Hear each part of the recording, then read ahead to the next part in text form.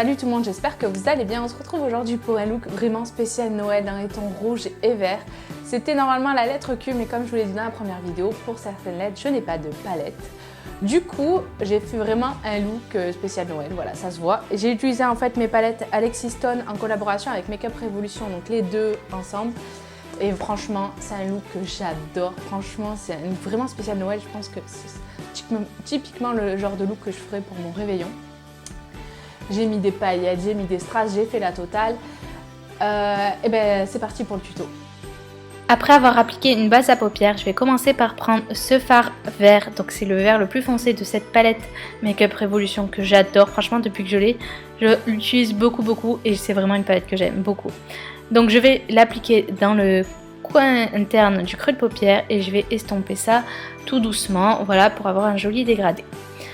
Pour parfaire ce dégradé, je vais rajouter une pointe de jaune parce que je voulais un vert qui soit plus clair mais en même temps un peu plus, voilà, pomme, vous voyez, un peu plus acidulé, j'ai envie de dire.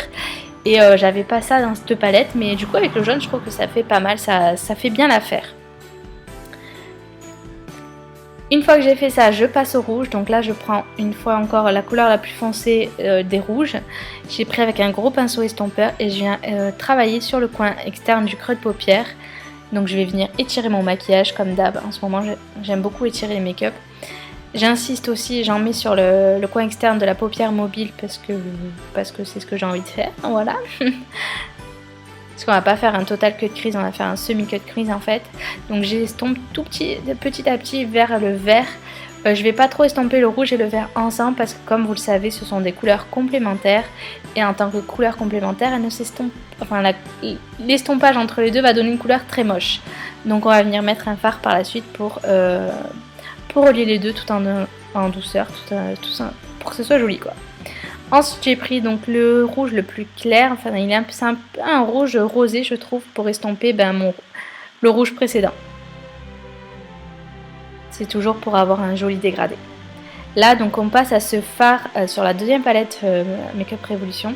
C'est un fard qui ressemble au fard Solstice de chez Urban Decay, enfin voilà, avec turquoise, avec irisé.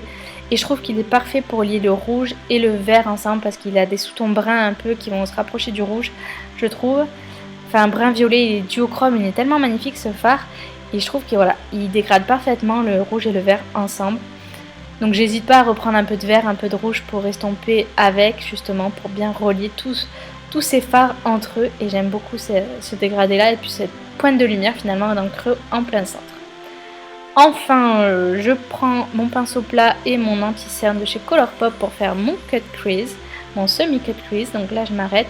Il faut bien reprendre son pinceau rouge pour estomper les bords pour que ça se fasse une transition toute douce.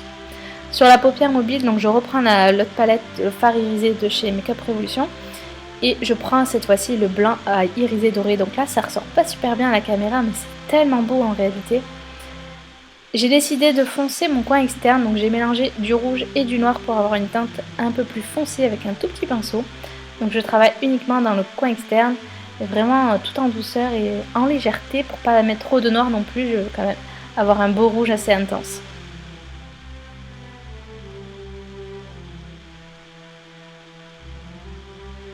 Là on va passer au liner, donc je vais faire la même technique que pour ma vidéo sur la Norvina, c'est-à-dire que j'ai pris mon liner violet qui est pas très opaque et je l'ai trempé dans mes paillettes vertes. Et du coup ça me fait un beau liner pailleté vert sans qu'on voit le violet. Donc c'est parfait.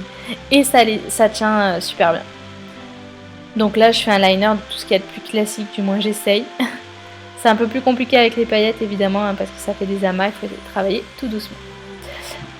J'ai décidé de rajouter des strass au début, c'était pas du tout prévu. Donc vous voyez j'ai repris ma petite bague où je peux poser ma colle à fossiles.